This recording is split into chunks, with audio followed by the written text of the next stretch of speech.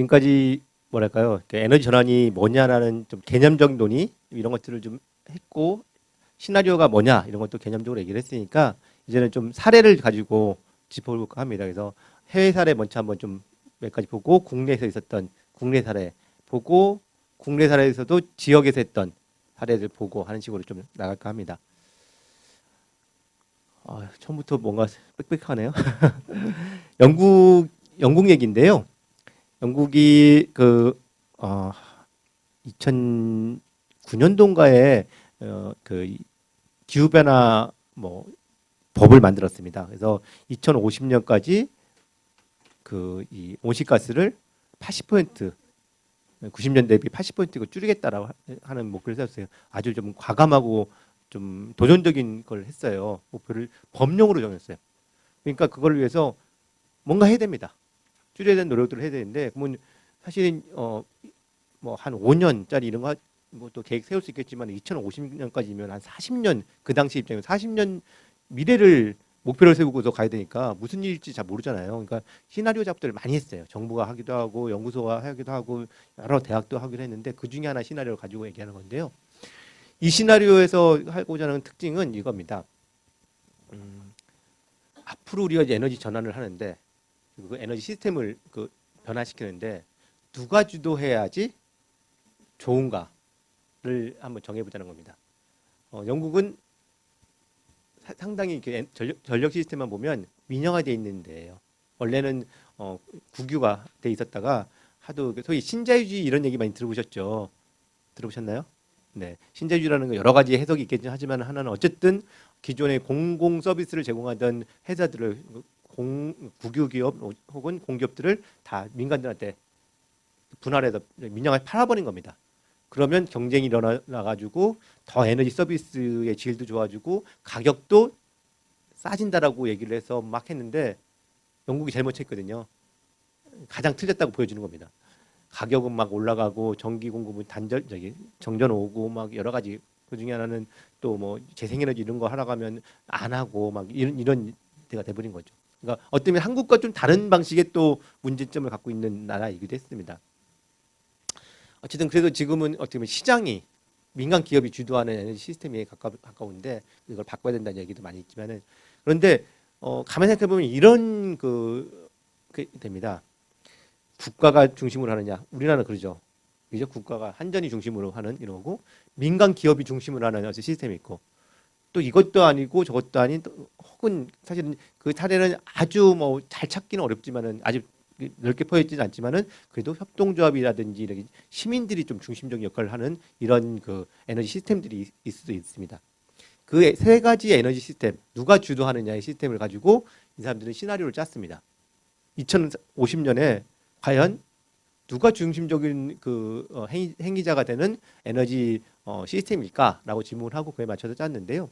그거를 설명하는 하나 방식입니다. 이 사람들이 했던 거는 시장이 중심되는 어떤 시나리오 그리고 중앙 조정 국가가 중심이 되는 거고 이름을 재밌게 줬습니다. 사우전 플라워즈라고 해서 시나리오 이름이 멋있죠. 뒤에 들어가면 더 멋있는 거 있습니다. 근데 뭔가 이런 느낌이 오시죠? 천송이의 장미 뭔가 이런 그 시나리오를 했는데 그 시나리오에 따라서 여러 가지 있습니다. 시장 주도하는 시나리오는 보면 계속 에너지 수요가 늘어납니다.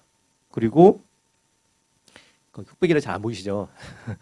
여기 보면 예컨대 이건가? 이게 핵발전소도 상당히 있고요. 그리고 이 기존의 뭐 석탄이나 이런 것들이 줄어들긴 하는데 이 부분을 보시면 어려운 얘기 조금 해야 되는데 CCS라고 들어보셨어요? CCS. 네. 영어로 카본 캡처 스토리지 이런 건데 탄소 포집 저장이라는 뜻입니다. 네. 근데 탄소 나온 얘기 나오니까 뭔가 느낌이 오실 것 같아요. 뭘까요? 예를 들면 발전소, 석탄 발전소나 그 가스 발전소 같은 경우는 떼면 어쨌든 이산탄소 나오잖아요. 기후 변화 야기하는 온실가스. 그거를 딱 잡아가지고 어딘가 묻어버리자는 겁니다. 그러니까 석탄 발전소가 문제라고 하는 것이 여러 이유가 있는데 그 중에 가장 핵심적인 이유가 이산탄소 온실가스 내는 거라 하니까 공학적으로 하는 거죠. 떼긴 떼도 그 나오는 이산화탄소 딱 포집해서 어딘가 묻거나 심지어는 우주 밖으로 쏘자. 뭐 이쯤 되니까 조금 SF 비슷한 느낌이 들긴 하는데 아니 실제로 지금 그래요. 그러니까 아직 이 CCS 기술이라는 게 상용화된 것이 없어요. 다 실증 사업하고 있는 건데 미래 이거에 그 기대를 거는 겁니다. 석탄 발전소를 지금처럼 사용하고 싶고 그런데 사용하면 문제라고 하니 CCS 기술이라는 걸 붙여가지고 앞으로 사용해보자라고 하는 미래에 대한 얘기니까 막 하는 겁니다. 그리고 그걸 근거로 지금 우리 실증 사업 하고 있는 게 있어. 이게 잘 되면 될 거야라고 얘기하면서 하는 거죠. 어쨌든 그런 것들이 요 부분입니다. 즉 어떤 걸 그냥 아이고 줄어드는 것처럼 보이지만 실제로는 그런 걸로 바꿔가지고 해보겠다 이런 겁니다. 전체적으로. 그래서 요약하자면 에너지 수요는 어쨌든 계속 늘고 시장이 중심이니까 그런 것이 있겠죠. 발전사나 전력회사가 돈을 버는 방법은 많이 팔아야지 벌잖아요. 그렇잖아요. 기업이 그거잖아요. 많이 팔아야 되잖아요. 그랬더니 전기를 많이 팔아야 되는 겁니다. 앞으로. 그러니까 뭐 여러 가지 이렇게 전력을 많이 쓰도록 하는 여러 가지 뭐 제품도 막 부추길 수도 있고 이러겠죠. 근데 그렇게 하고 많이 파니까 그 중에 근데 그 방식을 기존에 있었던 핵발전이라든지 석탄이라든지 기존의 발전 기술을 가지고 공급을 하겠다는 겁니다. 다만 문제가 되니까 CCS라든지 몇 가지 기술을 합쳐가지고 하겠다 하는 게 이 시장이 주도하는 그 시나리오 그림을 그려냈습니다. 그다음은 국가가 하는 건 뭐냐? 국가는 야 전기는 계속 그렇게 쓰면 안 될 것 같아.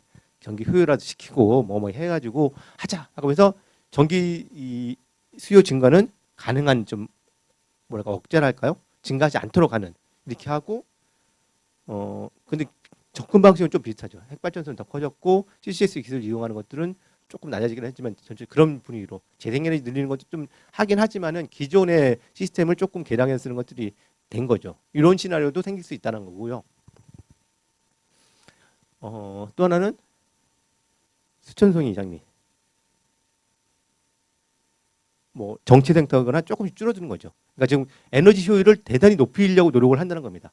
시민들은 중심이 돼가지고 막 자기들도 줄이고 기업이나 이런 데도 줄이도록 막 압박을 가하고 해가지고 줄이도록 하고 가능하면 핵발전소나 CCS 이런 것들은 뭐 이용은 뭐 여기 일부 한다라고 여기는 돼 있는데 이렇게 비중을 크지 않게 하고 오히려 태양광이나 풍력쯤 재생에너지를 훨씬 늘리는 방식으로 가자 이렇게 얘기를 하는 시나리오입니다.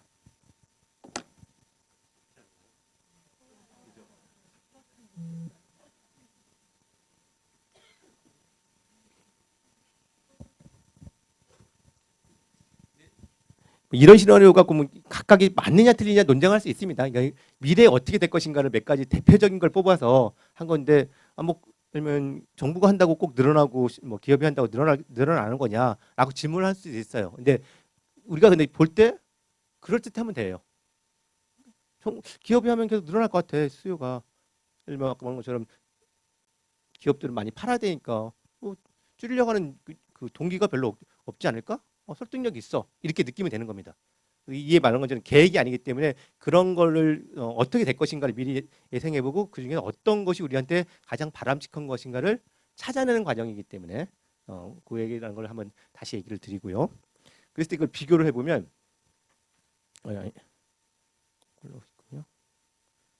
했더니 소비량은 정부 주도가 계속 높고 가장 낮고 온실가스 배출량도 혹시 전체 낮아지긴 하지만은 이 수천송이 장미 시나리오가 더 낮고 하는 이런 식의 시나리오. 그래서 세 가지 시나리오 혹시 있다라면 우리는 뭘 선택할 거냐라고 하는 토론이 필요한 거죠. 어떤 게 우리한테 바람직한 시나리오냐 이런 얘기를 하는 거고요. 마음속에 결정을 좀 하셨나요? 이거 일본 시나리오인데요. 일본도 비슷하게 온실가스를 얼마큼 감축하느냐. 이것도 2050년까지일 거고요. 그리고 이게 90년 대비 한 상당히 이것도 목표를 낮췄습니다. 근데 그림이 잘 보이시는 모르겠는데 여기 그림도 제시했어요. 두 가지 큰 대별되는 시나리오입니다. 이거는 이런 시나리오는 거의 모든 나라에서 전 세계 그 시나리오에서도 거의 반복적으로 나타나는 그 구분입니다. 하나는 어떤 그림처럼 보시나요? 도시 같은 게 보이죠, 그죠?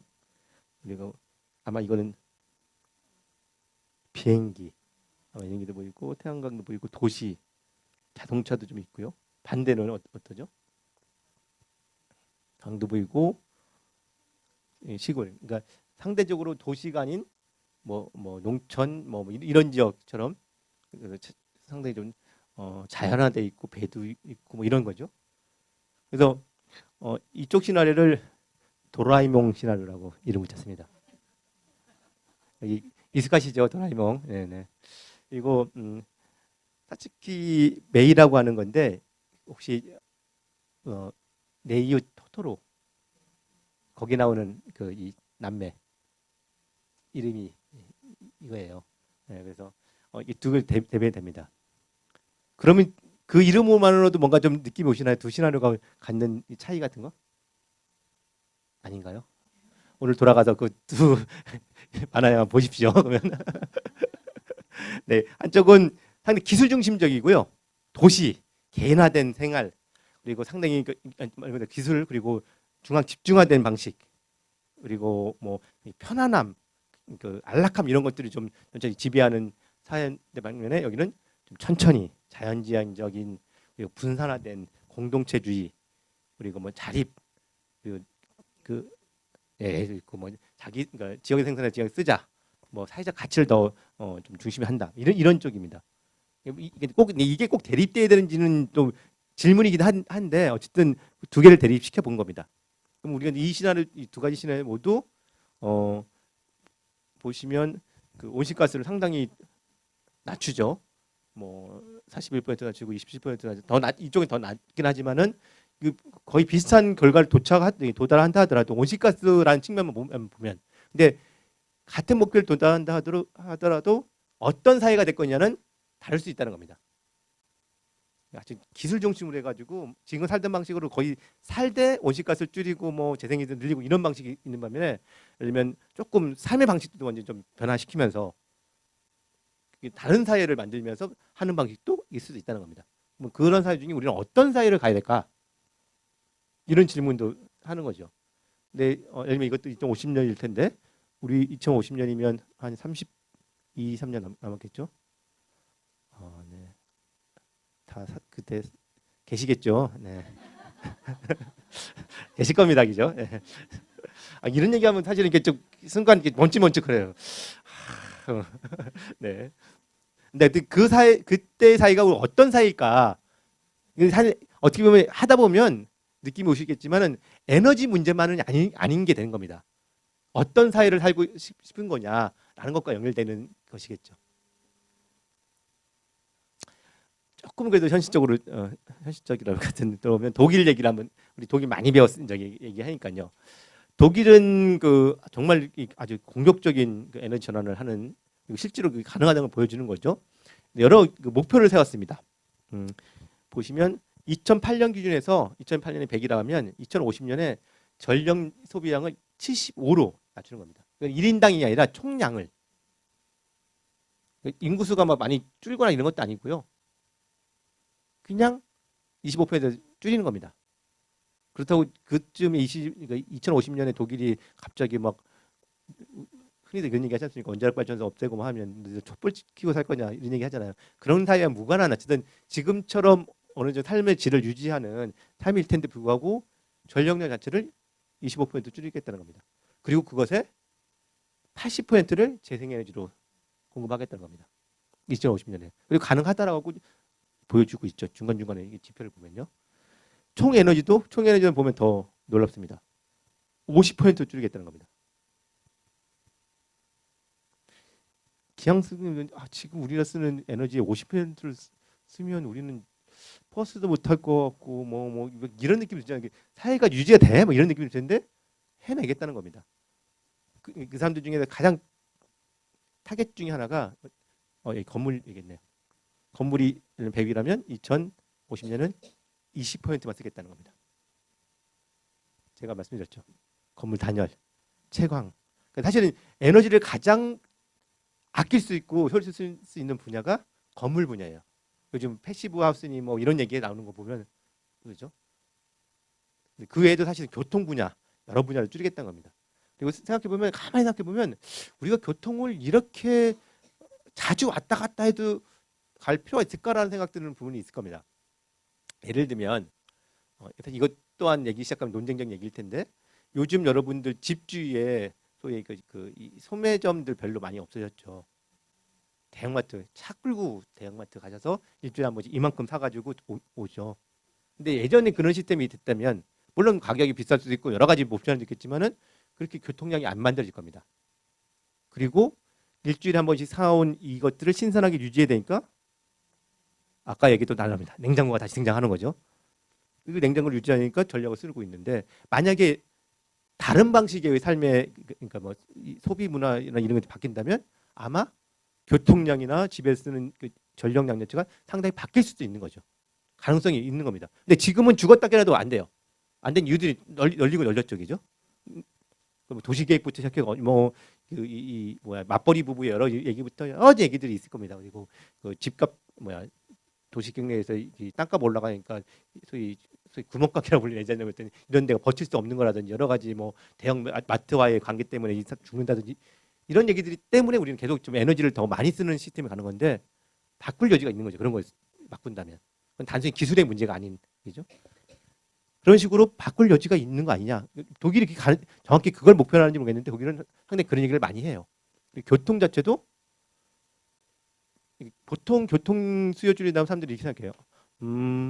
전기자동차 쓰면 되지. 그죠? 그렇잖아요. 그래서 전기자동차 쓰는 게 휘발유 자동차 쓰는 것보다 온실가스를 안 내고 뭐 이런 얘기 계산하는데 다른 사람들이 이렇게 전기를 어디서 나느냐. 그 얘기 또 당연히 나오는 얘기인데 근데 다른 사람들은 이동을 안 하면 되지. 근데 제 얘기가 딴 얘기가 아까 얘기했던 그 얘기입니다. 동네 구멍가게 사면 이동량이 안 생기는데 대형마트 생기면 이동량이 생기잖아요, 그죠? 그리고 흔히 이제 가끔씩 들은데 너무 극단적인 사례라고 해서 사람들이 뭐라고 하긴 하는데, 근데 저희 강남에 가시면 아파트 빌딩 많잖아요, 그죠? 그 빌딩에 청소하시는 분들이 있습니다. 청소하잖아요, 그죠? 그분들은 어디서 올까요? 네, 용역 저기겠죠. 네, 맞습니다. 운분의 현담입니다. 어디서 사신 분들이 올까요? 그죠? 강남 안에 사신 분들이 하지는 않을 거예요. 그 이유는 우리 뭐 얘기하지 않아도 알 겁니다. 대개의 경우에 성남 같은 데 오십니다. 교통량이 생기는 겁니다. 이 무슨 얘기하고 싶은 거냐면 직주 근접이라는 도시계획의 원칙이 있습니다. 직장과 주거를 각각에 둔다. 왜? 교통이 안 생기는 뿐만 아니라 그래야지 생활이 평안해지거든요. 뭐 애 맡기는데 저쪽 갔다가 여쪽 갔다 막 완전 난리가 치고 다니는 거 이렇게 하지만 여기에 대해서 하자는 겁니다. 그래서 직장이 생기면 그 직장 맞춰서 이제 주거지도 이동하고 뭐 등등하면 좋겠는데 한국은 잘 안 되는 시스템이니까 지금 뭐 난리가 나는 거지 않습니까? 이렇게 도시계획과 이런 게 생기고 예를 들면 그 임대주택 같은 게 곳곳에 생기고 서로 이렇게 할 수 있으면 좋은데 땅값이 우선이기 때문에 이렇게 안 되니까 지금 교통량이 발생하는 것이기도 합니다. 맞죠? 제 분석은 틀리진 않죠. 이걸 바꿀 수 있다면 아마 한국 사회는 혁명이 일어나겠지만 이 부동산 문제에 관해서는 한국은 꿈쩍도 안 하는 나라지 않습니까? 근데 어쨌든 이게 30년 후에도 이 시스템이 계속 유지될 거냐라고 하는 질문을 한다면 이런 것들이 바뀌고 그게 우리 삶에 정말 좋은 방식이란다면 아마도 에너지도 줄일 방법들이 있을 수도 있는 겁니다. 제가 몽상가예요. 그런데 이런 몽상이 사실은 이런 데는 하고 있는 거라는 거예요. 어쨌든 수성 분야도 건물이나 교통보다는 보다는 많이 연출해도 상당히 줄어드는 거죠. 온실가스 당연히 많이 줄고요. 이런 식의 목표를 가지고 백케이싱하는 겁니다. 목표를 세우고 우리 역으로 무슨 일을 할까 하는 겁니다. 비슷합니다. 에너지 수요 줄이고 그 재생이 높이겠다는 거고요. 영국 이제부터는 조금 기초 단위로 가보는데 영국의 브리스톨이라고 있다고 합니다. 저쪽 영국의 서남쪽에 가장 남도 큰 도시라고 하는데 인구도 얼마 여기가 40만이라고 하셨죠. 거의 같은 인구수인 것 같아요. 인구 이게 강가를 끼고 있는 데인데 여기서도 2050년까지 80%의 탄소를 줄이겠다라고 해서 그거를 줄이기 위해서 소위 지역 에너지 계획이라는 걸 잡은 겁니다. 장기적으로. 이거를 전문가한테 당연히 전문가 도움 되겠지만은 전문가한테만 맡긴 게 아니라 여러 한 140년 정도를 모아놓고 인터뷰하고 토론하고 해서 그림을 그렸습니다. 거기서 그렸던 두 가지 시나리오 그림입니다. 근데 어떻게 보면 비슷하죠. 근데 몇 가지 볼 수 있는 게 하늘에 비행기 있고 배 있고 뭔가 높은 건물들이 있고 여기 높은 건물 별로 없고 여기 도로에 보면 차량 많고 자전거 타는 사람들이 많이 있고 뭐 태양광은 있긴 한데 뭐 농장 비슷한 것도 좀 중간중간 있고 뭐 이런 거죠. 아까 봤던 우리 일본 시나리오랑 비슷한 측면이 있는 거죠. 이 사람들한테 어떻게 했냐면 예컨대 시흥에는 가장 권한 거리가 어디죠? 지금 어려운가요? A란 거리가 있다고 하시죠. 그러니까 아니 왜냐면 이 브리스톨이나 이런 시는 그러니까 오래된 시대다 보니까 소위 메인 거리가 있고 이렇게 넓혀가니까 그 메인 거리에 딱 서가지고 사람들한테 이렇게 날 잡아가지고 140명한테 자 여기서 보고서 2050년에 보이는 풍경들이 어떻게 바뀌었으면 좋겠는지를 한번 얘기해 보세요. 이렇게 얘기 시작했답니다. 여러분들도 매일 보는 풍경 있잖아요. 그것이 30년 후에 어떻게 바뀌어 있을 것 같아요? 라고 질문하는 겁니다. 누군가는 자동차가 쌩쌩 다녀요. 자동차는 많이 없고요. 자전거 타는 사람이 많아지는 것 같아요. 많아질 것 같아요. 많아졌으면 좋겠어요. 뭐 이런 식 얘기를 하는 겁니다. 뭐 높은 건물 같은 거는 사실은 없어지고요. 뭐 단층 뭐 이런 것도 생길 것 같고요. 뭐 태양광도 달려 있을 것 같고요. 이런 식으로 얘기를 막 하여튼 그걸 상당히 오랫동안 토론한 거죠. 여러분 같은 분들이 계속 모여가지고 이렇게 주기적으로 토론하고 그거를 전문가들이 기록하고 그걸 그리면서 두 가지 신화를 만드는 겁니다. 이런 식으로요. 자세한 걸 보시면 아까 했던 그 대별되는 것들이 있는 거죠. 그 중에 이런 것도 있습니다. 아까 교통에 대한 얘기 있는데 수송 장거리 여행은 보편적이고 중요해서 공공교통을 통해서 그걸 어떤 제공을 한다는 겁니다. 그리고 뭐 전기차, 항구, 공항 같은 건 여전히 활발히 이용할 수 있을 거다. 근데 이쪽은 로컬화돼서 장거리 여행 수요 자체가 줄고 포인트는 줄고 필요하다면 자전거, 보행, 뭐 공공교통수단 같은 거 쓰고 트램이 뭔지 아시죠? 이런 게 상대적으로 이거는 뭐랄까 그 효율이 좋고 이런 거죠. 도보, 자전거 도로, 보행자 도로 많아지고 차는 거의 없어지고 공항은 문을 닫는다. 그러니까 한번 비행기 타고 여행하는 거는 안 한다. 뭐 이런 얘기가 되는 거죠. 아마 이거 반발할 사람 많을 겁니다. 한국에서 작년에 2천만 명이 해외여행을 갔다 왔답니다. 전 세계에서 뭐 탑인가 그렇대요. 왜 환승하시세요? 그래도 갔다 오면 좋잖아요. 근데 이 앞으로 누적되는 건 약간 여러 복잡한 생각이 들죠. 저희가 조금 딴 얘기를 잠깐만 했다가 보면 2015년도에 저희가 2050년에 한국 사회 전체에 대한 에너지 시나리오를 그리는 그 모임을 했어요. 한 15명을 모았는데 19살 그 학생부터 그 한 70대 된 노인분까지 성별 나이가 다 해가지고 15명이 정말 며칠을 토론했는데 가장 대립된 것 중에 하나가 이 교통 분야였어요. 예상이 돼요? 어떻게 대립됐을지요?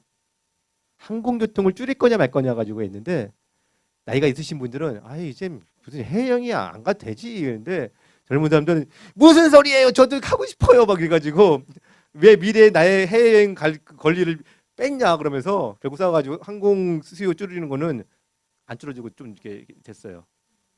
이게 사실 이런 게 드러나는 겁니다. 되게 중요한 우리 판단들인 거잖아요, 그죠? 근데 생각해 보면 우리는 해외여행도 갔다 왔는데 가지 마, 기후변화 이런 거좀 이상하잖아요, 그죠? 이런 게 사실 우리 다 토론이 돼야 되는 게 있는 거죠. 비슷한 아이디어도 좀 있는 겁니다. 그 외에도 여러 가지 좀 있긴 한데 한국 얘기를 좀 들어가 볼까요? 환경운동연합이 작년이죠. 그 대선 때 직전에 만든 시나리오인데요. 뭐 꼭 문재인 정부말 목표라는 게 아니라 모든 후보들한테 이렇게 해야 된다라고 얘기했는데 목표를 이렇게 세웠습니다. 여기도 비슷하게 2050년에 2005년 대비 80%입니다. 외국은 1990년 대비이기 때문에 우리가 같은 80%라도 상당히 줄이는 거는 비교적 덜 급격한 거죠. 예. 그리고 OECD 평균 수요는 연평균 0.3%, 즉 다른 말로 거의 정체된다라고, 수요가 정체될 거다. 정체돼야 한다. 정확히 말하면 이렇게 얘기하고요. 원전 30년, 그러니까 원전 더 짓지 않고 노후된 거 줄인다 이런 얘기. 지금 문재인 정부가 비슷한 얘기 했고요. 석탄도 더 이상 짓지 않고 노후된 거 줄인다.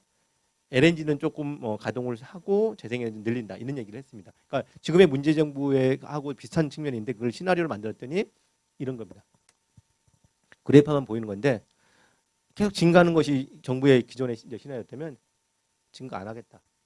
근데 우리가 만약에 이건 역으로 해석을 하면 우리가 두 가지 배웠습니다. 지표를 1인당 그리고 원 단위로 본다면 인구가 우리가 30년까지는 대충 증가하다가 인구수가 떨어져요. 그러면 이렇게 되면 어느 정도 올라가면 여기는 인구당 전력이 떨어지다가 이쪽 후반부에 들어가면 여기 1인당 전력량이 늘어날 수도 있을 수 있어요.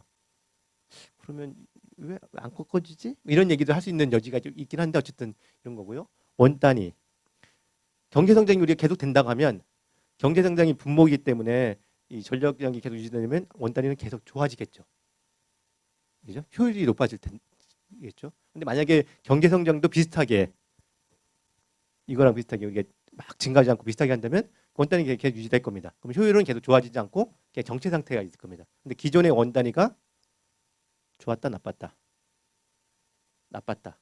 그래서 사실은 줄여야지 원 단위가 줄는 거기 때문에 여러 가지 복잡한 생각을 할 수 있는데 어쨌든 환경연은 이렇게 쭉 정체된 상태를 예상을 하고 또 혹은 이렇게 최소한 이렇게라도 하자라고 제안을 한 겁니다. 그리고 재생에너지를 저 처음 볼 때 잣대 대고 그린 줄 알았어요. 100%가 목표이기 때문에 이 사람들은요 이렇게 증가한다라고 얘기를 한 겁니다. 이게 뭐 원자력은 이렇게 줄고 뭐 석탄 줄고 가스는 있지만은 특히 태양광 같은 건 이렇게 늘어난다. 엄청나게 빨리 늘어나야 되죠, 그죠? 이거 보면 갑자기 의기소침해집니다. 우리가 저렇게 할 수 있을까? 근데 어쨌든 근데 이렇게 해야 된다고 얘기를 이 사람들은 시나리오를 보여주는 겁니다. 우리의 도전이 얼마큼 좀 뭐랄까 도전적인가 이런 것들을 보여주는 거겠죠. 세계 자연기금이라고 있습니다. WWF라고 하는 데인데 요즘 한국이 잘 나가서요. 해외 국제 환경단체들이 막 들어와요. 그래서 지부를 막 만들어요. 그리고 막 국제적으로 막 활동을 해요. 그리고 토종 환경단체 사람들은 와 저기 너무 잘하네 뭐 이러면서 있긴 합니다. 근데 왜냐하면 그쪽에서는 이 자금들이 해외 자금들도 있고 하는 것 전문가들 외부에 있으니까 뭔가 이렇게 멋있게 잘하더라고요. 지금 부럽기도 하고 그렇습니다. 근데 네 배울 건 배워야죠. 거기도 비슷하게 2050년 에너지 전략을 했는데 비슷한 겁니다. 50년까지 하는데 재생에너지를 중심으로 분석을 했고 경제 성장 여기는 조금 다르는데 경제 성장률을 가지고 고민했어요. 경제 성장률을 지금보다 조금 낮아지는데 2.4%씩 2030년까지 꾸준히 증가한다라고 얘기를 했습니다. 근데 앞서 제가 말씀드린 것처럼 경제가 활성화된다는 거는 그만큼 에너지도 많이 쓸 수 있다. 예. 근데 물론 경제가 어떤 구조에 따라 다르긴 한데 많이 쓰게 된다. 그러면 이것만 봐도 당장 에너지가 증가할 것 같죠. 이대로 한다면 인구도 사실 30년부터 줄어드는 이걸 사용했는데 그런데 어떻게 노력을 해가지고 우리가 원하는 미래를 만들 수 있을 거냐라고 해서 그림을 그렸습니다. 데이터가 네. 데이터가 없네. 그래서 기준 시나리오는 건 정부가 하는 대로 하는 거고요. 이 시나리오는 OECD 유럽에 갖고 있는 신정책이라는 전망을 가졌는데 어디 써놨을 겁니다. 제가 수요량이 2014년 대비 여기네 7% 정도 줄은. 그러니까 에너지 효율을 높여가지고 앞에 계속 증가시킨다는 하는 거죠. 경제 성장률도 증가하고 인구도 2030년까지 증가했다가 낮아지긴 하지만은 그럼에도 불구하고 에너지 효율을 높여서 즉 원 단위를 높여서 원 단위 높인다는 건 실제로는 뭐 새로운 기술을 한다든지 사람들이 뭐랄까 일하는 사람들이 아끼려고 노력한다든지 여러 가지 정책 그리고 뭐 전기요금을 높인다든지 해가지고 에너지 효율을 높이려는 여러 정책을 통해서 낮춰서 14년 대비 7%를 감소시키는 겁니다. 낮아지는 거죠. 그 다음에는 24%, 이 아래쪽은 더 세게 감축한다는 겁니다. 그리고 이쪽 시나리오에 의하면 재생에너지는 45%, 여기는 50%, 여기는 100%로 하는 식으로 해보자라고 시나리오를 만들었습니다. 그리고 여기는 좀 좋게 그 정책도 어떤 정책들이 들어가야 되는지를 얘기를 했습니다. 뭐 기본적으로 전기요금을 현실화는 표현을 썼지만은 무슨 얘기일까요? 올려야 된다는 얘기겠죠. 네. 그리고 재생에너지에 들어가는 비용도 전기요금에 반영을 해낸다는 얘기를 하는 거고요. 그리고 뭐 시나리오별로 자동차 연비 개선, 건물 에너지 효율 뭐 여러 가지 더 강화시키는 것들을 하고 뭐 여러 가지 시나리오 했습니다. 그래가지고 해봤더니 돈은 얼마큼 더 내야 되나 뭐 이런 얘기까지 계산했습니다. 그래서 이게 단위가 어떻게 되죠? 단위를 안 써놨네. 누적 소비비니까 조 원일 겁니다. 정부대로 간다고 하면 2040년, 50년까지 3,000조 정도가 드는데 에너지 공급하기 위해서 이 강화된 시나리오를 보면 3,000조, 2,800조, 3,100조 거의 차이가 없다는 겁니다. 여기서 포인트는 우리가 원하는 방식을 바꾼다 해도 비용이 막 많이 든다는 건 아니라는 거죠.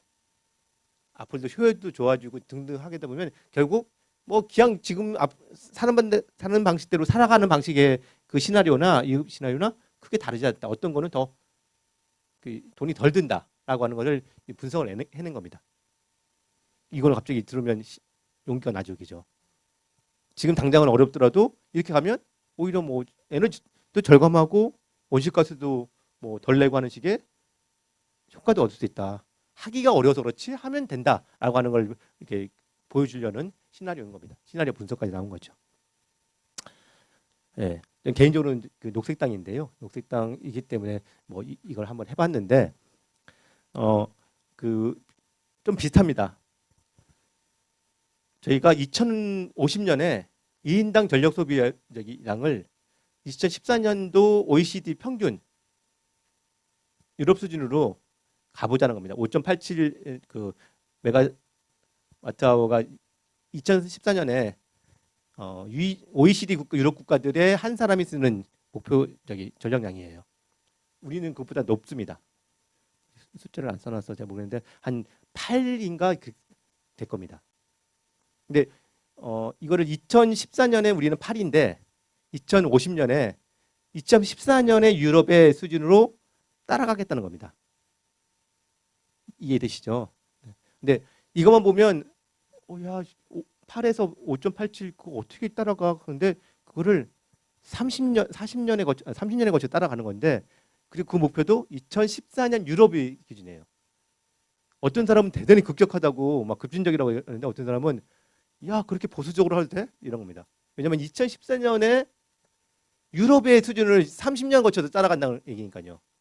근데 아까 독일 같은 거 보셨죠? 엄청 떨어지지 않습니까? 그죠? 근데 어쨌든 그래도 이걸 한번 해보자고 한 겁니다.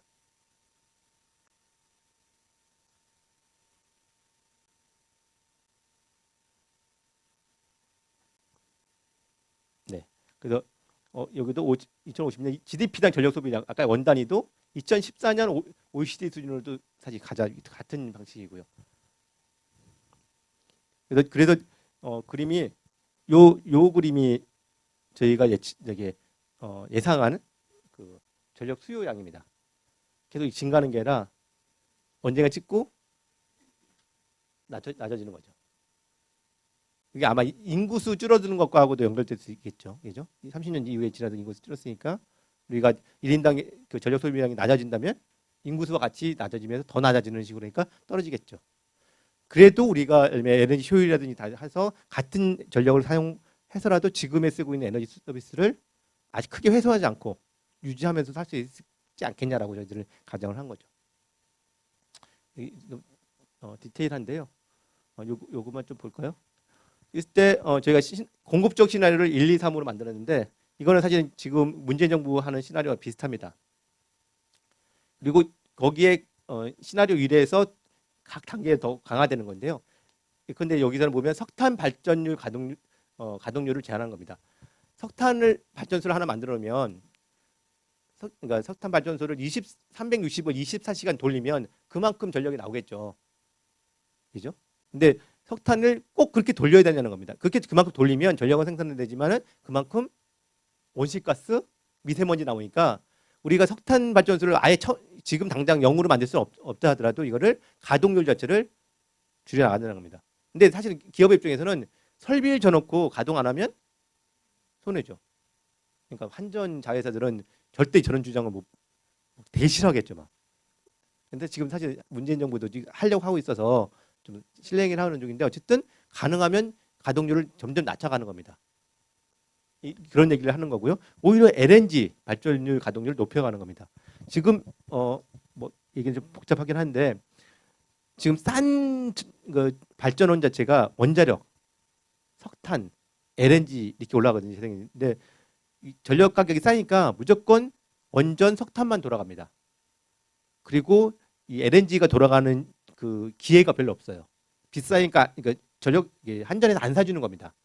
그래서 그러니까 가동 안 하는데 혹시 전력이 막 부족해가지고 이게 수요가 올라가면 그제서야 가끔씩 가동시켜요. 그게 한 20% 정도밖에 가동 안 됩니다.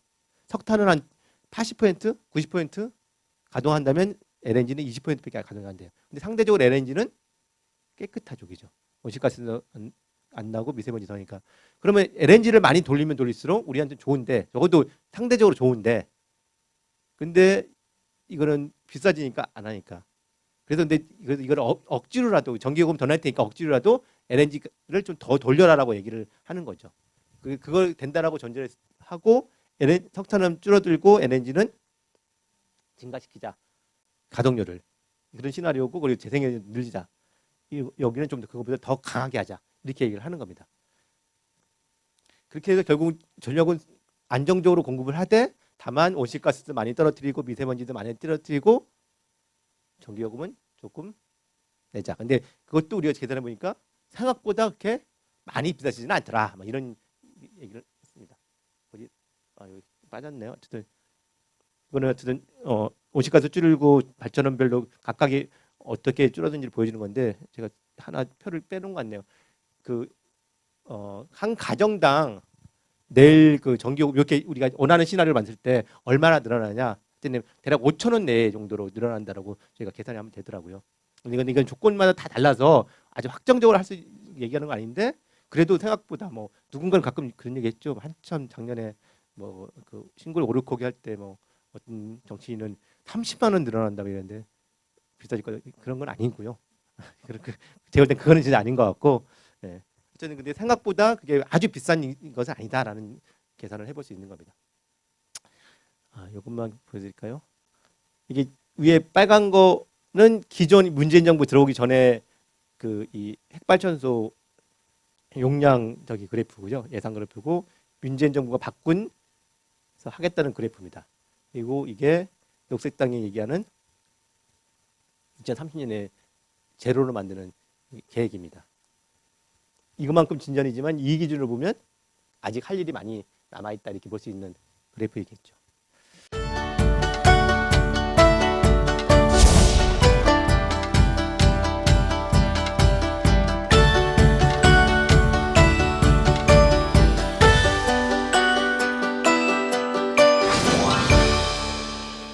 지역 시나리오로 조금 가보겠습니다. 4시쯤이 끝나야 되는 거죠, 제가. 그죠? 네, 빨리 가보죠. 대구입니다. 한국의 에너지법이라는 게 있습니다. 에너지법에서 그 5년에 한 번씩 20년의 계획 기간을 둔 국가 에너지 계획이라는 걸 만듭니다. 올해 그 3차 에너지 계획이라는 게 만들어져서 2040년까지 에너지 계획을 수립을 합니다. 국회 전체를요. 그리고 비슷하게 광역지자체에게 5년에 한 번씩 거기는 장기는 아니고 5년 단위의 계획을 만들도록 법적으로 정해져 있습니다. 그래서 예를 들면 경기도, 대구, 뭐 서울 같이 광역시도는 지역 에너지 계획을 만듭니다. 만드는 그 지역 에너지 계획 중에 하나입니다. 근데 보통의 지역 에너지 계획은 다른 데도 마찬가지지만 그냥 상당히 보조적입니다. 그냥 다시 만들어 놓고 자기들도 왜 만드는지 몰라요. 진짜 스스로도 얘기합니다. 사실 이거 아유 만들긴 하지만요. 뭐 이런 얘기 많이 해요. 그리고 딱 그 납품하면 용역업체가 납품하면 꽂아놓고 잊어먹어요. 5년 뒤에 평가할까 하고 꺼내요. 그래서 뭐 캐비넷 속의 계획이다 이런 얘기를 하는 건데 스스로도 알아요. 이유가 뭐냐면 아까 말했지만 국가 계획이 있고 국가가 다 알아서 하는 겁니다. 저기 팀장님 계시면 시행시가 할 수 있는 뭐 에너지 권한이 거의 없을 겁니다. 다 국가가 알아서 하나요. 한전에서 알아하고 뭐 이게 다 알아서 하는 거지 별로 없어요. 그러니까 만들라고 만드는데도 그냥 꽂아놓고 말아요. 기초는 심지어 광역은 법적으로 의무가 있어도 기초는 의무도 부여하지 않아요. 만들면 왜 칭찬하는 게 아니라 니들 왜 만들었니? 뭐 이런 분위기가 있죠. 시키지 않은 거 하네 애들. 이런 겁니다 사실은요. 근데 경기도가 지금 그거를 오히려 나서서 하라고 이렇게 막 그 재정도 지원하고 하니까 사실은 경기도를 막 만들고 있는데 다른 지역 기초로 가면 되게 이상한 일이에요. 왜 니들이 이걸 뭐 이런 건데 어쨌든 여기는 잠깐 도시하고 대구가 합니다. 대구가 했는데요. 여기는 정말 특이하게 광역 단체 중에서 특이하게 시민 참여를 통해서 이걸 만들어냈어요. 근데 그게 포인트인데 만들어진 것부터 좀 얘기하면 비전이 대구 에너지 독립입니다. 자립도 아니고 독립입니다. 그리고 전력 자립률을 14년에 2%라면 2035년에 35%로 가겠다는 겁니다. 전력 자립률, 그러니까 그 지역 대구 내에서 쓰는 전력의 35%그 지역 내에서 만들겠다는 거고 재생에너지 비중이 13년에 4.6에서 35년에 20%. 온실가스 감축량도 많이 줄고 2035년에 40% 줄고요. 키워드로 시민 참여, 에너지 저소비용 도시, 분산형 에너지, 에너지 복지. 되게 괜찮아 보이적이죠. 괜찮습니다 정말. 만드는 과정도 괜찮았고요. 내용도 괜찮습니다. 문제는 실천을 안 해서 문제죠. 이거 진짜 내가 디스하려는 거 아닌데 그 지역 분들이 그래요. 만들긴 만들었는데 여기는 꺼내보지도 않아요. 뭐 이런 게 답답한 게 있는데요. 어쨌든 근데 그거는 잊어버리시고 만드는 과정에 대해서 얘기하면 다시 해볼게 합니다. 여기도 시나리오를 개발을 했어요. 세 가지 시나리오. 1, 2, 3. 이거는 그냥 현상 유지입니다. 지금까지 하던 대로 그냥 하는 거. 아까 말했던 포캐싱한 거인 겁니다. 그래가지고 에너지 뭐 수요는 증가하고 뭐 이런 겁니다. 이 두 가지가 일종의 대안 시나리오죠. 지금의 경로를 벗어나서 우리가 원하는 미래를 가기 위해서 만든 건데 두 가지 시나리오의 비전이 좀 달라요. 아까 목표가 같은 목표를 달성한다 하더라도 전력 자립률을 늘어나고 재생에너지를 확대하고 온실가스를 감축한다 하더라도 어떤 방법을 할 거냐 다릅니다. 여기는 에너지 독립이고요. 여기는 메가솔라시티 대구입니다. 시민 참여, 소규모 분산형 기후변화 공동체라는 게 키워드고요. 여기는 기업 중심 대규모 집중형 첨단 기술 거대 자본 이게 키워드입니다. 즉 이쪽에서 재생에 늘리는 거는 그 태양광 크게 기업들이 해가지고 크게 짓는 겁니다. 그리고 이쪽에는 전력 소비를 줄이고 이런 건 별로 관심이 없어요. 그냥 재생에 늘려가지고 공급만 하면 됩니다. 전력 자립률이라는 게 이거지 않습니까? 밑에 분모가 소비, 위에 저기 생산하는 전력, 재생에너지. 그런데 자립률을 높이려면 이게 있군요. 한번 사용해 보겠습니다.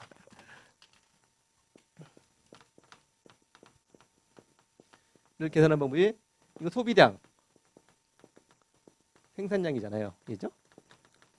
이게 같은 자립률이 나오더라도 이거를 줄여가지고 맞추는 방법이 있고 이건 없고 이걸 늘려가지고 맞추는 방법이 있고 동시에 늘리고 줄여가지고 맞추는 방법도 있잖아요. 그죠?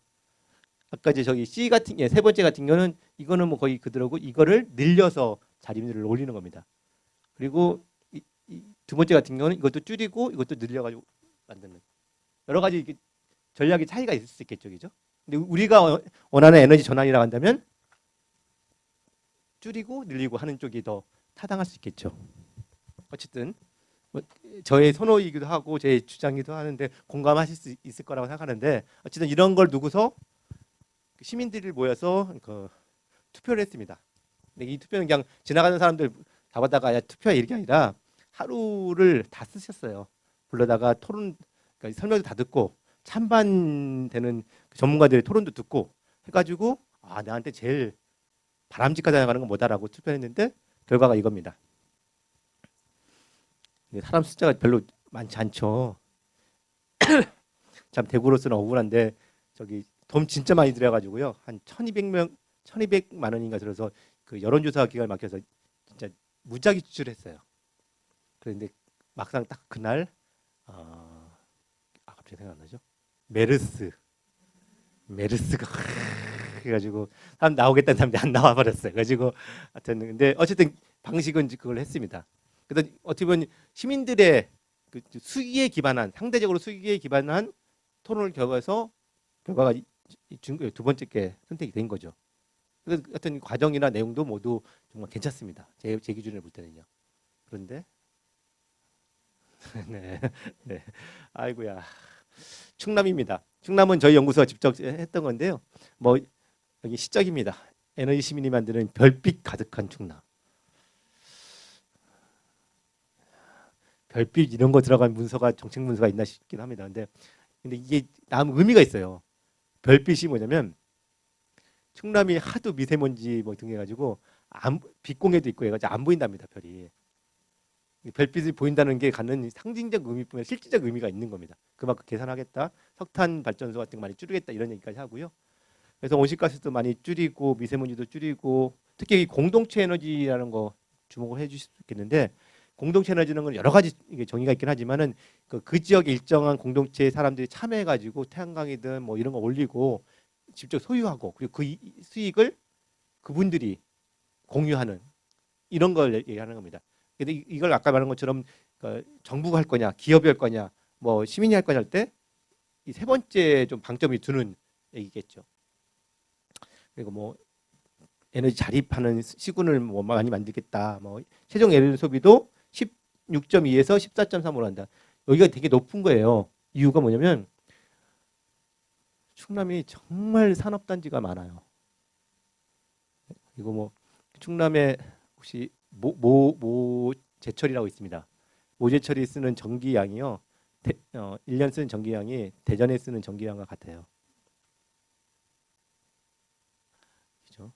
그 고철 녹이는데 전기를 녹이거든요. 그러니까 막 진짜 그런 데가 하나 더 생기면 우리나라의 전력이 이렇게 뛰는 겁니다. 이렇게 팍 뛰는 건데 어떤 여러 이유 때문에 높아요.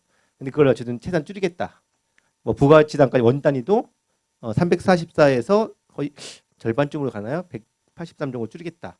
석탄 비중도 지금 한 87%, 89%, 8%인데 그거를 50년까지 석탄을 0을 만들겠다. 석탄 제로가 목표입니다. 여기에. 정말 도전적인 걸 만든 거죠. 재생에너지도 7.7에서 47.5로 늘리겠다. 이런 목표를 2050년에 만든 겁니다. 이러면 별빛 보이겠죠. 2050년에나 보이면 안 되는데, 그죠? 그래서 거기도 시나리오를 만들었습니다. 기존 시나리오. 그냥 우리 지금까지 하던 거. 근데 탄소 경제라고 해가지고 온실가스는 줄이고 미세먼지를 줄일 수 있는데 다만 아까 말했던 CCS 기술을 사용하겠다. 사실 지금 그러니까 한전 자회사 발전사들 석탄 발전소 많이 하는 데는 이 기술 많이 개발해서 쓰려고 하거든요. 이거 쓰면 사실은 재생에너지 늘 생각이 별로 없어지게 되겠죠. 그래서 이것 때문에 하여튼 이 시나리오가 있고 두 번째는 수소. 그리고 수소보다 그냥 그 재생에너지 태양광 풍력을 더 많이 쓰고 소비를 더 좀 줄이는 이 세 가지 시나리오를 가지고 투표를 했는데요. 총 18시간을 걸려서 3주에 거쳐서 시민들이 한 50명이었나요? 50명 정도 모여서 계속 여기 강의 듣고 토론하고 투표하고 이것들을 거쳤어요. 그리고 나서 만든 시나리오가 아까 이제 요걸로 선택이 됐습니다. 얘는 시민 시나리오로 됐는데요. 그래서 얼마나 어떤 각각의 차이가 있느냐? 에너지 소비량도 상당히 시료 기준하면 떨어지고요. 석탄 발전 비중도 확 떨어지고요. 재생에너지 비율도 높아지고 하는 식의 되고 그게 발전 비용에 보더라도 이 기존 방식을 하는 거나 아까 이제 각각의 했던 거에 비해서 비용 자체는 크게 변함이 없다. 그러니까 뭐 예를 들면 그 에너지 시민 시나리오 재생에너지 늘리는 시나리오 간다고 갑자기 비용이 폭등하거나 이런 거냐? 그랬더니 크게 다르지 않더라라고 분석을 좀 해봤습니다. 그리고 에너지 시민 시나리오는 거는 뭐 그래서 단순히 에너지뿐만 아니라 뭐랄까요? 다른 부분까지도 자치 공동체 같은 게 그리고 여유로운 스타일 같은 것도 생기고 한식이 뭔가 에너지뿐만 아니라 사회 전반이 어떻게 변할 것인가도 좀 그림을 같이 그려내봤습니다. 이걸 선택을 하신 거죠. 전주입니다. 전주는 한 2015년, 16년에 지역 에너지를 아주 선도적으로 만들었어요. 거기서 한 거 보면 목표가 2025년까지 자립률 30%. 에너지 자립, 전력 자립, 에너지 자립과 전력 자립을 구분할 수 있으시겠죠. 전력은 전력만인데 에너지는 거기에 뭐 그 수송이라든지 가스라든지 이런 까지 포함하니까 이게 좀 여기는 상대적으로 낮고 여기 좀 높은 겁니다. 그리고 사용량도 상당히 12.8% 줄어든다. 뭐 이런 식의 통하고 구체적 어떤 방법을 통해서 하겠다 했고 이거를 비슷하게 시민들이 참여해서 같이 결정을 하는 방식으로 했습니다. 세 가지 시나리오 중에 가장 좀 강한 걸 선택을 하셨죠. 그래서 전주는 상도 받았어요. 대통령 상도 받고요. 네. 가까운 광명입니다. 요 바로 옆이죠. 이죠? 네, 저희가 이것도 강명을 했는데 그래서 저는 광명 올 때 생각하고 왔다가 시흥은 좀 조금 더 멀더라고요. 그죠? 네, 하여튼 그런데 광명은 목표를 이렇게 세웠습니다. 소비 목표가 최종 소비 에너지 소비량이 17% 30년까지 줄어들겠다 하는 거고요. 그러니까 이게 원 단위라고 할 수 있는 건데 이것도 상당히 줄이겠다. 그리고 생산 목표도 전력 자립도를 지금 한 11%인데 40%로 올리겠다. 재생에너지 목표를 뭐 3.7%인데 거의 30% 갖고 올리겠다. 이런 얘기를 목표를 세웠습니다. 그리고 다른 것도 좀 요거만 보시면 좋겠는데 이익 공유 재생에너지 양을 30년까지 19메가와트까지 늘리겠다 이런 겁니다. 무슨 얘기냐면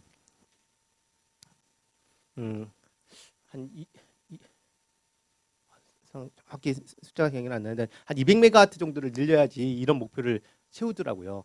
태양광 같은 거 이런 것들죠. 여기서 메가와트 이런 거 설명 안 해도 되죠. 지금 시간도 없고 하는데 대충 아시죠, 기죠? 메가와트가 뭔지 그 설비 용량을 측정하는 단위입니다.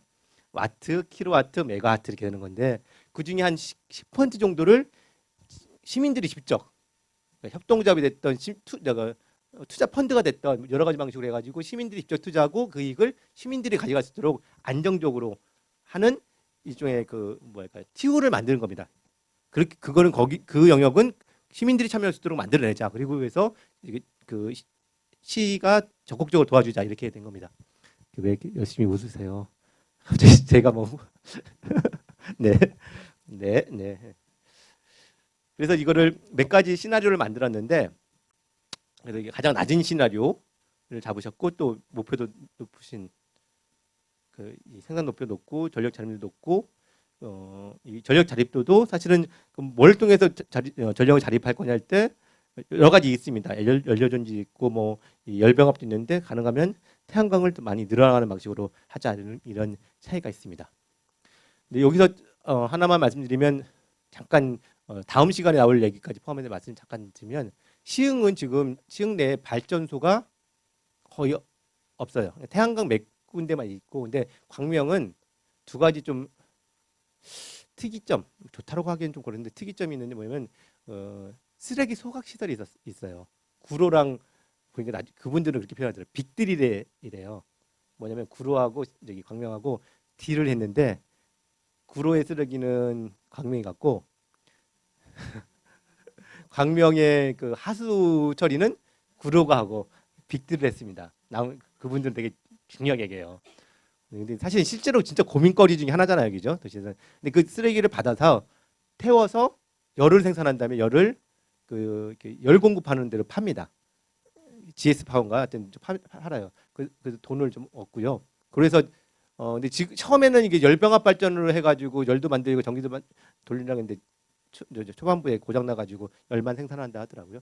두 번째는 삼천리 가스 공급하는 삼천리 회사가 거기에 있는데 시흥도 삼천리한테 받나요? 그죠? 네, 받죠. 근데 그 옆에 거기다 그 열병합 발전소를 만들어냈어요. 그 가스를 가지고 해가지고 열도 공급하고 전기도 생산하는. 그래서 사실 여기 앞서 이런 자립 지금 10% 11% 있다는 게 이런 거고요. 그리고 가스를 이용하는 연료전지라는 게 있습니다. 한 번씩은 들어보셨죠? 연료, 이게 수소가 아니라 가스를 태우는 게 아니라 어떤 그 연료 전지라는 기술이 있는데 그거를 넣으면 물하고 그냥 이산탄소만 나옵니다. 이게 태우는 게 아니에요. 그래서 신에너지라고 남들 상대적으로 좋다라고 얘기하는데 원천이 이 그 가스로부터 나오니까 좀 고민이 있는데 결국 그건 수소를 만드는 겁니다. 요 수소 들어보셨죠? 수소 전지, 수소 연료 이런 건데 그걸 만드는 건데 그걸 천연가스를 통해서 만들어요. 여튼 그런 문제 때문에 있긴 한데 그런 시설이 좀 있습니다. 여기가 그렇기 때문에 있는데 시흥은 보니까 하나도 없어요. 네? 있어요? 있어요. 네. 어떤 게 있는 거죠? 연료전지. 신도시. 그러면 그만큼 좀 자립률이 생겼겠네요. 그죠? 그리고 그렇군요. 갑자기 뛰었군요.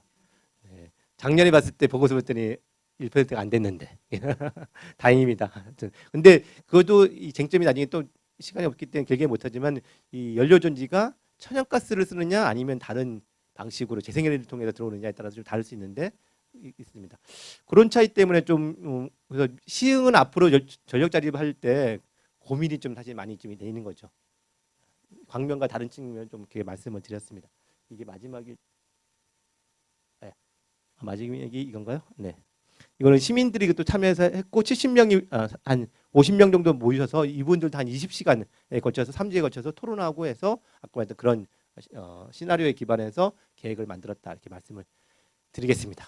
하고 나니까 2분 남았네요. 네. 혹시라도 그래도 2분 동안이지만 질문이나 이런 게 있으시면 네, 해주셨. 네. 그렇죠. 네. 저는 사실 이 얘기 들으면 정말 다 동감을 해요. 저도 미세먼지 있으면 공기청정기 뭐 이런 게 다 할 것 같고 그렇기 때문에 사실 이건 여러 가지 측면이 좀 같이 가야 될 문제인데 집에서 개인이 하실 수 있는 것들 어떤 의미에서는 아니 좀 할 거 있다 생각합니다. 근데 이게 어떤 의미에서는 마른 수건 물짜기 같은 게 좀 있는 겁니다. 개인들이 할 수 있는 게 제도적으로 풀려야 되는 거고 구조적으로 풀리는 것도 있는데 제가 그래도 시간을 좀 길게 봐야 된다고 계속 얘기해 드리는 거는 저는 당장 그 독일 본 것처럼 20% 줄였잖아요 건물이요. 그 건물을 새로 짓거나 리모델링을 아니라 해야 되만 가능한 영역들이 있는 거거든요. 근데 지금 있는 거 어떻게? 물론 몇 가지 있습니다. 그 노후된 창호를 바꾸는 거부터 시작해가지고 여러 사실 그 창호 바꾸는 건데 상당히 도움이 되거든요. 근데 창호 바꾸는 게 돈이 들잖아요. 그러니까 목돈이니까 그걸 좀 조금 예를 들면 빌려주면 하고 좀 천천히 갚아가면 이런 거 있으면 해볼 수 있겠다는 사람도 있거든요. 예를 들면 이런 것들 근데 그거는 개인이 어떻게 할 수 있는 게 아니라 좀 구조 제도적으로 할 수 있는 게 있잖아요. 근데 물론 개인이 그렇다고 개인은 아무것도 더 저는 이거는 서로 진짜 논쟁적인 측면인데 더 큰 TV를 보고 싶은 게 좋은 일이긴 한데 마냥 좋은 일인가 이런 거 사실은 질문들은 사실은 저는 가져야 된다 생각합니다. 저는 이런 얘기하기 때문에 별로 인기 없는 그 강사인데요. 불편하게 말씀드리잖아요. 집에 나는 김치냉장고 2개 있는데 하나 버려야 되나 집에 가서 아씨 이런 생각 들게 막 말씀드리는 거잖아요. 사실은 여기죠. 그런 거 좀 줄여가지고 버릴 건 버리고 쓰지 말자 이런 얘기를 또 한편 하는 거거든요. 이런 얘기를 아예 안 하는 건 아니라 그런 얘기도 하되 구조적으로 정책적으로 바꿀 수 있는 거 바꾸는 거 그리고 장기적인 시간을 가지고 우리가 어떻게 바꿀 거냐. 뭐 저희 줄었는데 집에서 줄일 거 다 줄였는데 우리 집은 진짜 상호 같은 개선을 해야 돼. 근데 막상 돈이 없어. 그러면 시정부가 됐든 어디에다 그걸 사실 빌려줄 수 있는 제도를 만들어라고 요구하는 것도 사실 중요한 저는 그 실천이거든요. 네. 이런 일까지도 다 좀 같이 볼 필요가 있다 생각이 듭니다. 네. 그래서 사실은 이게 정말 아주 미시적인 거, 우리 개인부터 사실 국가 정책적인 것까지 사실 다 얽혀 있는 일들이어서 앞서 말씀드린 것처럼 그 뭐죠? 물건 사러 다니는 대형마트 다니냐 마니냐 이거는 개인이 어떻게 하기 어려운 영역도 상당히 있잖아요. 물론 개인이 실천하는 영역도 있겠지만은 이런 문제 같은 거는 정말 여러 차원이 걸려 있기 때문에 다 같이 좀 고민할 필요가 있고 개인이 할 거, 지자체가 할 거, 국가가 할 거를 나눠서 좀 우리가 어떻게 접근할 거냐 토론이 필요한 상황이지 않을까 싶습니다. 적절한 질문에 잘못 대답한 것 같긴 한데 이 정도의 고민을 말씀드립니다. 혹시라도 네. 전주가 비교적 그렇게 좀 됐는데요. 이것도 중요한 질문입니다. 도시계획하고 그 에너지계획하고 아직 잘 안 섞여 있어요. 그냥 에너지계획, 도시계획이 돼서 문제인데 앞으로는 좀 해야 될 문제가 있죠. 그 중에 하나가 이런 겁니다. 하나만 있으면 옛날에는 발전소가 어떤 거였죠? 주로는 그냥 뭐 이게 그 검은 연기 내는 발전소잖아요. 그러니까 그 이 주거지에 발전소 들어오면 안 되잖아요, 그죠? 그래서 도시계획에 주거 지역에는 발전소 안 된다라고 조항이 있어요. 근데 태양광은 어떤 거죠? 근데 태양광도 발전소예요. 안 돼요. 그러니까 이런 문제가 있습니다. 물론 들어오면 또 얘기하셔요. 아, 그 전자판 하는데 눈부시고 안 하는데 막 이런 얘기하시는 분 있긴 하는데 이런 문제도 좀 풀어야 되는 게 있죠. 이거는 근데 물론 시 자체에서 풀 수 있는 영역보다는 그거는 저기 국토부가 문제가 풀어야 되는 게 있습니다. 그건 법령상의 문제니까 이런 문제도 근데 내 집에서 뭐 태양광 설치해가지고 발전을 하고 팔기도 하고 옆에 나눠주기도 하면 좋을 텐데 발전소라고 하는 상업적인 역을 하는 순간 그거는 불어되는 겁니다. 뭐 이런 문제들을 풀어야 되는 거죠. 이게 근데 시 차원에서 도시계획에서 할 수 있는 영역들은 뭔가 또 있을 거면 또 그것들을 좀 저기 찾아봐야 되는 영역이 있는데 아직 이게 잘 이렇게 뭐랄까 서로 안 만나고 토론이 안 되고 있는 게 있습니다. 네, 이걸로 마치도록 하겠습니다. 감사합니다.